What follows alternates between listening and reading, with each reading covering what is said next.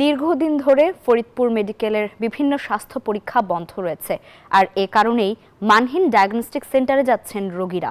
আর এই সুযোগে রোগীদের কাছ থেকে অর্থ হাতিয়ে নিচ্ছে দালাল চক্রের সদস্যরা।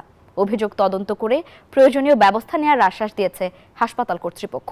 খায়রুজ্জামান সোহাগের তথ্যচিত্রে 2 পর্বের ধারাবাহিক প্রতিবেদনের আজ শেষ পর্ব। রোগীদের কাছে ভোগান্তির আরেক নাম ফরিদপুর মেডিকেল কলেজ ও হাসপাতাল।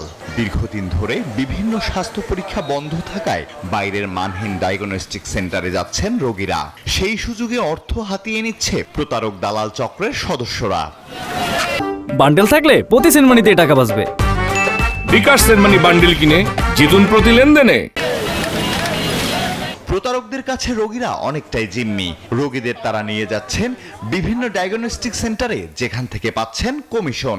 এমন অভিযোগ জানাচ্ছেন অনেকেই। ট্রলিতে নিয়ে আসতেও টাকা, সিট নিতেও টাকা, মানে যে কোনো কাজে যায় দালালদের টাকা দেওয়া লাগে। দালাল চক্র ধরলো, ধরার পরে আমাকে বাইরে নিয়ে গেলো, মেডিকেলের বাইরে নিয়ে গেলো। এরপরে আমাকে বিভিন্ন হসপিটাল থেকে টেস্টগুলো করাইলো অনেক ব্যয়বহুল খরচে। শুধু পরীক্ষা নিরীক্ষা নয়, রোগীকে স্ট্রেচারে করে ওয়ার্ডে নিতেও গুনতে হয় টাকা। সম্প্রতি এক দালালকে আটক করে পুলিশে সোপর্দ করে স্থানীয়রা। প্রতারক চক্রে জড়িত ওয়ার্ড মাস্টার সহ অন্যান্য কর্মচারীরা রয়েছে এমন অভিযোগও, যা অস্বীকার করেছেন তারা। টাকাটা নিলেন কি কারণে? উনি খুশি হয়ে দিল। উনি যা দিয়েছেন তাই নিস, তাতে সমস্যা কি? না, খুশি হয়ে দিলেন, খুশি না দিলে নিয়ম নাই। প্রতারক চক্রের বিরুদ্ধে ব্যবস্থা নেয়ার দাবি স্থানীয়দের, আর তদন্ত করে ব্যবস্থা নেয়ার আশ্বাস হাসপাতাল কর্তৃপক্ষের। দালাল তাদের মানে বুঝায় আর কি, আমাদের ওই ডায়াগনস্টিক সেন্টারে আপনি চলেন, আপনার সবকিছু আপনার আমি করে দিচ্ছি।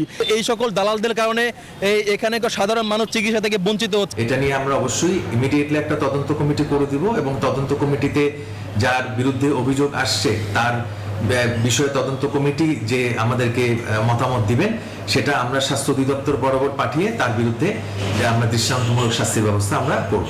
হাসপাতালের দালাল সিন্ডিকেট বন্ধ করে রোগীদের সেবা নিশ্চিতে যথাযথ ব্যবস্থা নেবে কর্তৃপক্ষ, এমনটাই প্রত্যাশা সেবা নিতে আসা সবার। আলহাদি খান, ডেস্ক রিপোর্ট, নিউজ 24।